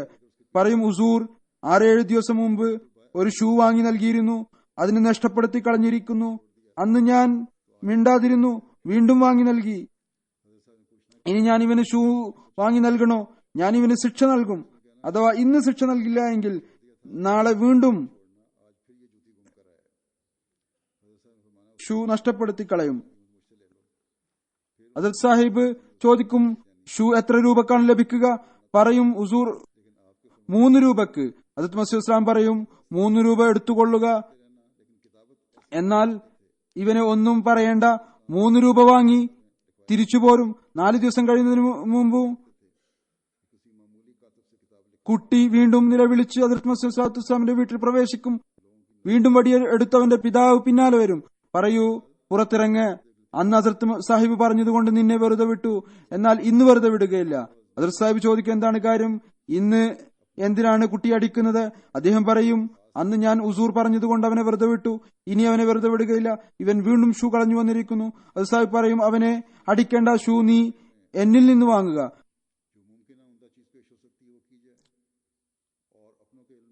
വീണ്ടും അദ്ദേഹം തുക വാങ്ങിക്കൊണ്ടുപോകും. എന്നിട്ട് പറയും, ഹുസൂർ ഇന്ന് വെറുതെ വിടുമായിരുന്നില്ല, എന്നിരുന്നാലും താങ്കൾ പറഞ്ഞതുകൊണ്ട് വെറുതെ വിടുന്നു. ചുരുക്കത്തിൽ അദ്ദേഹം ഇങ്ങനെ ദിവസം ചെയ്തുകൊണ്ടിരിക്കും. എന്നാൽ എഴുത്ത് ഇത്ര നല്ല രീതിയിൽ ചെയ്യുമായിരുന്നു. ഹദ്റത്ത് മസീഹ് ഇസ്ലാം അദ്ദേഹത്തെ കൊണ്ടാണ് എഴുതിപ്പിച്ചിരുന്നത്. ഏതെങ്കിലും സാധാരണ എഴുത്തുകാരെ കൊണ്ട് എഴുതിപ്പിച്ച് ഗ്രന്ഥം മോശമാക്കാൻ അദ്ദേഹം ഇഷ്ടപ്പെട്ടിരുന്നില്ല. കാരണം ഇതുമൂലം ജനങ്ങളുടെ ദൃഷ്ടിയിൽ ഗ്രന്ഥത്തിന്റെ നിലവാരം കുറയുമായിരുന്നു. ഏതായിരുന്നാലും ഷൂവിന്റെ കാര്യവും ശമ്പളവും വർദ്ധിപ്പിക്കുന്ന കാര്യം ഒരു തമാശയായിരുന്നു. എന്നാൽ ഇതിൽ ഹദ്റത്ത് മസീഹ് മൗഊദ് സ്വല്ലല്ലാഹു അലൈഹി വസല്ലമിന്റെ ഗ്രന്ഥങ്ങൾ അച്ചടിക്കുന്ന കാര്യത്തിൽ ഒരു പ്രത്യേക വ്യാകുലത കാണാമായിരുന്നു. അത് മനസ്സിലാക്കാൻ സാധിക്കുമായിരുന്നു. അന്യരുടെ മുന്നിലും ഇസ്ലാമിന്റെ പ്രതിരോധവും മനോഹാരിതയും കാണിക്കുന്നതിന് സാധ്യമായ നല്ല സാധനം സമർപ്പിക്കണം. സ്വന്തക്കാരുടെ അറിവിന്റെ വർധനവിന് വേണ്ടിയും നല്ല രൂപത്തിൽ ഇസ്ലാമിന്റെ രൂപം മുന്നിൽ വരണം. ഹദ്റത്ത് മസീഹ് മൗഊദ് അലൈഹി സ്വലാത്തു വസ്സലാമിന്റെ ഗ്രന്ഥങ്ങൾ നാം പ്രത്യേകം വായിക്കാൻ പരിശ്രമിക്കേണ്ടതാണ്. ഇത് മുഖേന നമ്മുടെ ദീനീ അറിവും വർദ്ധിക്കും, നമുക്ക് തബ്ലീഗിനുള്ള താല്പര്യവും വർദ്ധിക്കും. ബൈഅത്ത് ചെയ്യുന്നതിനുള്ള തൗഫീക്ക് ലഭിച്ചു.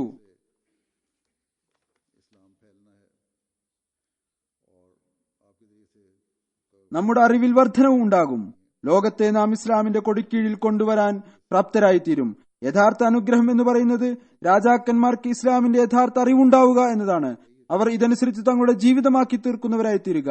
അല്ലെങ്കിൽ ഒരുപാട് പേർ എന്നല്ല, ഭൂരിഭാഗവും എന്നല്ല, ഇല്ലാ മാഷാ അല്ലാ, എല്ലാ മുസ്ലിം രാജാക്കന്മാരും ഇപ്പോൾ ലീഡർമാരും ഇസ്ലാമിക അധ്യാപനങ്ങളിൽ എതിരിലാണ് പ്രവർത്തിക്കുന്നത്.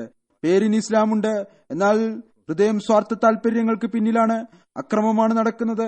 ഹദ്റത്ത് മസീഹ് മൗഊദ് അലൈഹി സ്വലാത്തു വസ്സലാം മുഖേന ഇസ്ലാം വ്യാപിക്കുമ്പോൾ, അങ്ങയുടെ വസ്ത്രങ്ങളിൽ നിന്ന് ജനങ്ങൾ അനുഗ്രഹം തേടുമ്പോൾ, അദ്ദേഹം മുഖേന വരുന്ന രാജാക്കന്മാർ അവർ ഇസ്ലാമിന്റെ യഥാർത്ഥ അധ്യാപനങ്ങൾ മനസ്സിലാക്കിക്കൊണ്ട് ആയിരിക്കും വരിക. ഇത് തന്നെയാണ് യഥാർത്ഥ അനുഗ്രഹം. ഇതിനായി നമുക്കും ഈ യഥാർത്ഥ അധ്യാപനങ്ങളുടെ അറിവുണ്ടാകണം. ഇതനുസരിച്ച് തബ്ലീഗ് നടക്കണം. യുവാക്കളും ഈ കാര്യത്തിലേക്ക് ശ്രദ്ധിക്കണം. അപ്പോഴായിരിക്കും രാജാക്കന്മാർ നിന്റെ വസ്ത്രങ്ങളിൽ നിന്ന് അനുഗ്രഹം തേടും എന്ന ഇസ്ലാമിന്റെ ശരിയായ യാഥാർത്ഥ്യം വെളിപ്പെടുക. നമുക്ക് ഇത് മനസ്സിലാക്കുകയും നാം തബ്ലീഗിന്റെ ഉന്നത നിലവാരം സ്ഥാപിക്കുകയും ചെയ്യുന്നവരായി തീരുക. അള്ളാഹു ഇക്കാര്യം മനസ്സിലാക്കാൻ നമുക്ക് എല്ലാവർക്കും തൗഫീക്ക് നൽകുമാറാകട്ടെ. ജുമാ നമസ്കാരത്തിന് ശേഷം ഞാൻ ചില ജനാസ നമസ്കരിപ്പിക്കുന്നതായിരിക്കും. 2 ജനാസ ഹാസിറാണ്, 1 ഗായിബാണ്. ഒരു ജനാസ മുക്കറം അബ്ദുൽ അസീസ് ഡോഗർ സാഹിബിന്റേതാണ്. കുറച്ചു കാലമായി ഇവിടെ താമസിക്കുകയായിരുന്നു. 2016 ജനുവരി 11 87-ാമത്തെ വയസ്സിൽ വഫാത്തായി. ഇന്നാ ലില്ലാഹി വ ഇന്നാ ഇലൈഹി റാജിഊൻ. അദ്ദേഹം ഹദ്റത്ത് മാസ്റ്റർ ചിറാഗുദ്ദീൻ സാഹിബ് സഹാബി ഹദ്റത്ത് മസീഹ് സ്വല്ലല്ലാഹു അലൈഹി വസല്ലമിന്റെ മകനായിരുന്നു. ഖാദിയാന് സമീപമുള്ള ഖാറ ആയിരുന്നു അദ്ദേഹത്തിന്റെ ഗ്രാമം. മാസ്റ്റർ ചിറാഗുദ്ദീൻ സാഹിബ് മിർസ ബഷീർ അഹമ്മദ് സാഹിബിന്റെ റളിയല്ലാഹു തആല അൻഹുവിന്റെ ക്ലാസ് ഫെല്ലോ ആകാനുള്ള ഭാഗ്യം അദ്ദേഹത്തിന് ലഭിച്ചിട്ടുണ്ട്. അദ്ദേഹത്തിന്റെ പിതാവിന് ഹദ്റത്ത് മസീഹ് മൗഊദ് സ്വല്ലല്ലാഹു അലൈഹി വസല്ലമിന്റെ കൈകളിൽ കൈവച്ചുകൊണ്ട് ബൈഅത്ത് ചെയ്യാനുള്ള തൗഫീക്ക് ലഭിച്ചു. അദ്ദേഹത്തിന്റെ ഗ്രാമത്തിൽ അഹമ്മദിയത്ത് അദ്ദേഹത്തിന്റെ പിതാമഹൻ ചൗധരി റഷീദ് ബക്ഷ് സാഹിബ് മുഖേനയാണ് വന്നത്. ഇദ്ദേഹത്തിന്റെ അബ്ദുൽ അസീസ് സാഹിബിന്റെ പിതാവിനെ കുറിച്ചാണ് പറയുന്നത്. ചൗധരി അബ്ദുൽ അസീസ് ഡോഗർ സാഹിബും മുഴുവൻ ജീവിതവും ജമാഅത്തിനെ സേവിക്കാൻ അവസരം ലഭിച്ചു. ആരംഭത്തിൽ അദ്ദേഹം ഏകദേശം 31 വർഷം ഹദ്റത്ത് മുസ്ലിം മൗദ് റളിയല്ലാഹു തആലാഹിനോടൊപ്പം ദവാഖാന ഖിദ്മത്തെ ഖൽഖിൽ പ്രവർത്തിച്ചു. മുസ്ലിം മൗദിന്റെ ദവാഖാനയായിരുന്നു ഇത്. ഇവിടെ പ്രവർത്തിച്ചു ചികിത്സ ഹുസൂർ സ്വയം ഇദ്ദേഹത്തെ പഠിപ്പിക്കുകയും ചെയ്തിരുന്നു. ഖിലാഫത്തെ റാബിയയിൽ മർക്കസ് ഇദ്ദേഹത്തെ ഗാംബിയ, ജർമ്മനി എന്നിവിടങ്ങളിൽ വിവിധ നിർമ്മാണ പ്രവർത്തനങ്ങൾക്ക് മേൽനോട്ടം വഹിക്കുന്നതിന് വേണ്ടി നിയമിച്ചു. ഇങ്ങനെ അദ്ദേഹത്തിന് ജമാഅത്തിന്റെ കെട്ടിടങ്ങൾ നിർമ്മിക്കാൻ അവസരം ലഭിച്ചു. റബുവയിൽ ജീവിച്ചപ്പോൾ അദ്ദേഹം ഖുദ്ദാമുൽ അഹമ്മദിയായിൽ മുഅ്തമിം മഖാമിയായി. ഏതാനും വർഷം തഹരീക്കെ ജദീദിൽ സേവനം ചെയ്യാൻ അവസരം ലഭിച്ചു. 1974 അദ്ദേഹത്തിന് അസീറാനെ റാഹെ മൗല ആകുന്നതിനുള്ള തൗഫീക്ക് ലഭിച്ചു. ചെയർമാൻ അഹമ്മദിയ അതിബ്ബ അസോസിയേഷൻ, സദർ അഞ്ജുമൻ അഹമ്മദിയ, അഹമ്മദിയ തിജാറത്ത് എന്ന നിലയിലും പ്രവർത്തിച്ചു. 1999 ലണ്ടനിലേക്ക് ഷിഫ്റ്റായി. അന്നു മുതൽ മരണം വരെ സെക്രട്ടറി തർബിയത്ത്, സെക്രട്ടറി വസായ എന്നീ നിലയിൽ സേവനം ചെയ്യാൻ തൗഫീക്ക് ലഭിച്ചു. രോഗമുണ്ടായിരുന്നിട്ടും വലിയ ആയുസ് ലഭിച്ചു. അള്ളാഹുവിന്റെ അനുഗ്രഹത്താൽ എല്ലാ പരിപാടികളിലും പങ്കെടുക്കാൻ ശ്രമിക്കുമായിരുന്നു. ജർമ്മനിയിലും യൂറോപ്പിലെ പര്യടനത്തിലും ഞാൻ എവിടെ പോയാലും അവിടെ എത്തുമായിരുന്നു. കഴിഞ്ഞ ദിവസം രോഗിയായിരുന്നിട്ടും വളരെയധികം പരിശ്രമിച്ച് ഹോളണ്ടിൽ പാർലമെന്റിൽ നടന്ന ഫംഗ്ഷനിൽ ഇദ്ദേഹം എത്തിയിരുന്നു. ഇദ്ദേഹത്തിന് ചില ഗ്രന്ഥങ്ങൾ പ്രസിദ്ധീകരിക്കാനും തൗഫീക്ക് ലഭിച്ചു. അതിൽ ഒന്ന് സിറത്ത് ഹദരത്ത് അമ്മാജാൻ, സിറത്ത് മിർസ ഷരീഫ് അഹമ്മദ് സാഹിബ്, അതുപോലെ ഹദരത്ത് മസീഹ് ഇസ്ലാമിന്റെ ദുആകൾ, അഫ്ആലെ സറീൻ, ചൗധരി സഫറുല്ലാ ഖാൻ സാഹിബിന്റെ ഒരു ഗ്രന്ഥം എന്നിവ പ്രസിദ്ധീകരിക്കാൻ തൗഫീക്ക് ലഭിച്ചു. വളരെ നല്ല പ്രകൃതമുള്ള, എല്ലാവരുമായി ഇടകലരുന്ന മുഖ്ലിസായ വ്യക്തിയായിരുന്നു. ഖിലാഫത്തുമായി അഗാധമായ സ്നേഹത്തിന്റെയും ഇഖ്ലാസിന്റെയും ബന്ധമായിരുന്നു, കൂറിന്റെ ബന്ധമായിരുന്നു. അള്ളാഹുവിന്റെ അനുഗ്രഹത്താൽ മൂസിയായിരുന്നു. അദ്ദേഹത്തിന് 4 പെൺകുട്ടികളും 3 ആൺകുട്ടികളുമുണ്ട്. മകനും ജർമ്മനിയിൽ സേവനത്തിന് തൗഫീക്ക് ലഭിക്കുന്നു. മകളും മിഡ്ലാൻഡിൽ ലജ്നയുടെ സദറാണ്. അദ്ദേഹത്തിന്റെ സഹോദരൻ പറയുന്നു, 1947 ഹിജ്റത്ത് ചെയ്തപ്പോൾ ഉമ്മയെ അദ്ദേഹം രോഗാവസ്ഥയിൽ കാദിയാനിൽ നിന്ന് സിയാൽകോട്ട് വരെ തന്റെ തോളിൽ ചുമന്നുകൊണ്ട് പോവുകയുണ്ടായി. ഈ സേവനത്തെക്കുറിച്ച് ഖലീഫത്ത് മിസ്ർ റാബി തന്റെ ഒരു ഖുതുബയിൽ പറഞ്ഞിട്ടുണ്ട്. പാർട്ടീഷൻ സമയത്ത് ഇദ്ദേഹത്തിന്റെ ഗ്രാമം ഖാറായിൽ, കാദിയാന് സമീപം, അവിടെ സുരക്ഷിതത്വത്തിനു വേണ്ടി ഡ്യൂട്ടി ചെയ്തുകൊണ്ടിരുന്നു. രാത്രിയിൽ വളരെ ധൈര്യത്തോടുകൂടി സ്ത്രീകളെയും മറ്റും സുരക്ഷിതത്തിനു വേണ്ടി പ്രവർത്തിച്ചു. ഹദ്റത്ത് മുസ്ലിം മൗഊദ് ദർവേഷാനെ കാദിയാന്റെ സുരക്ഷിതത്തിനും തടവറയിലുള്ളവരുടെ മോചനത്തിനും വേണ്ടി ചില കാര്യങ്ങൾക്ക് വേണ്ടി ഒരു സംഘം രൂപീകരിച്ചിരുന്നു. ഭരണാധികാരികളുമായി കൂടിക്കാഴ്ച നടത്തുന്നതിനു വേണ്ടി ഹദ്റത്ത് മിർസ ബഷീർ അഹമ്മദ് സാഹിബിന്റെ നേതൃത്വത്തിൽ അദ്ദേഹമായിരുന്നു അതിന്റെ കായിദ്.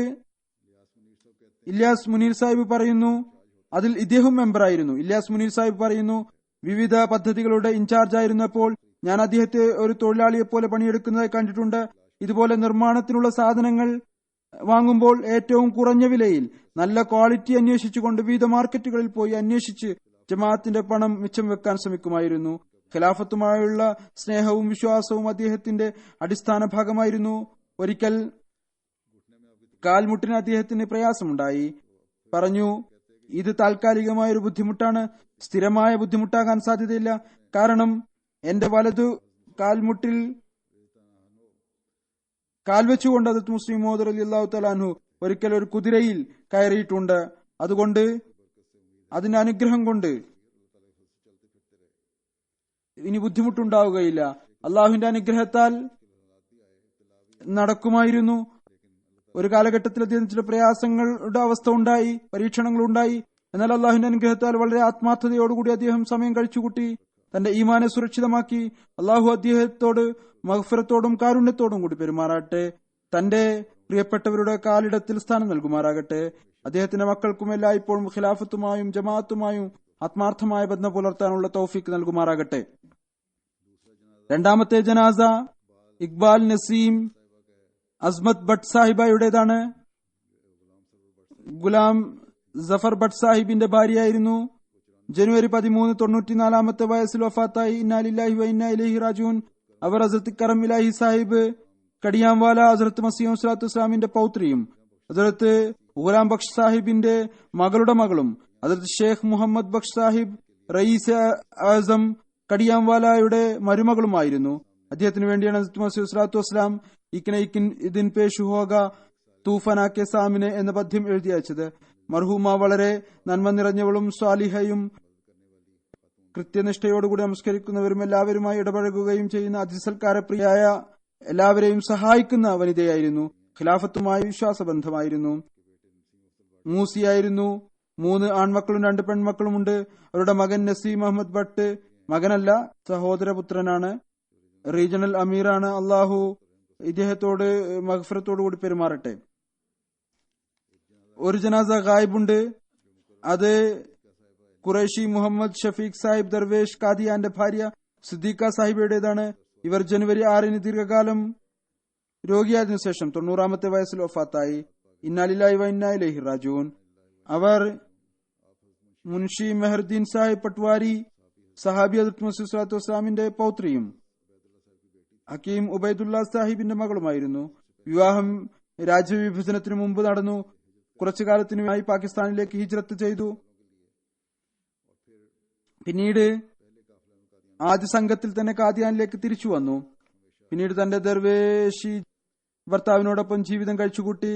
അങ്ങേറ്റം സാധാരണ സ്ത്രീയായിരുന്നു. സാധാരണ ജീവിതം നയിച്ചു. സഹനം, ക്ഷമയും തവക്കലും നന്ദിയോടും കൂടി തന്റെ ഈ കാലഘട്ടം കഴിച്ചുകൂട്ടി. മൂസിയായിരുന്നു. വളരെ അധികം സാമ്പത്തിക സ്ഥിതി ഇല്ലാതിരുന്നിട്ടും സാമ്പത്തിക പദ്ധതികളിൽ മുൻകടന്ന് പങ്കെടുക്കുമായിരുന്നു. തഹജ്ജുദ് നമസ്കരിക്കുന്ന തഖ്വയുള്ള വനിതയായിരുന്നു. മുഹല്ലയിലെ കുട്ടികളെ വിശുദ്ധ ഖുർആൻ പഠിപ്പിക്കുമായിരുന്നു. ഖിലാഫത്തുമായി സ്നേഹത്തിന്റെയും ആത്മാർത്ഥതയുടെയും ബന്ധമായിരുന്നു. ഇവരുടെ സന്തപ്ത കുടുംബത്തിൽ 2 മക്കളും 2 ആൺമക്കളും 5 പെൺമക്കളുമുണ്ട്. ഒരു മകൻ ഖുറൈഷി അഫ്സൽ സാഹിബ് കാദിയാനിൽ നായിബ് നാസിർ ഷാത്താണ്. ഒരു മകൻ ഖുറൈഷി മുഹമ്മദ് നെമത്തുള്ള സാഹിബ് ഓഡിറ്ററുടെ ഓഫീസിൽ ജോലി ചെയ്യുന്നു. ഒരു മരുമകൻ കാദിയാനിൽ ജമാഅത്തിനെ സേവിക്കുന്നു. ഒരു മരുമകൻ ലാഹോറിൽ മുറബിയാണ്. അള്ളാഹു മർഹൂമയുടെ സ്ഥാനം ഉയർത്തുമാറാകട്ടെ.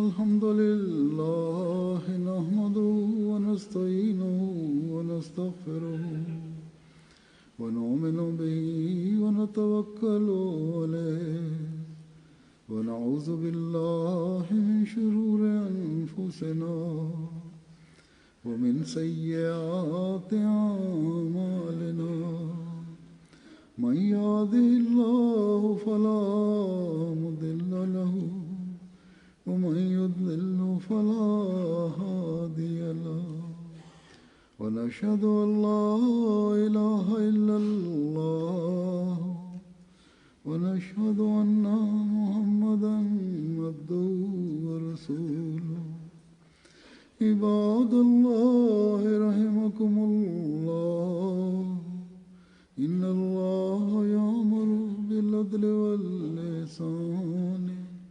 وإيتاء ذي القربى وينهى عن الفحشاء والمنكر والبغي يعظكم لعلكم تذكرون اذكروا الله يذكركم وادعوه يستجب لكم ولذكر الله أكبر.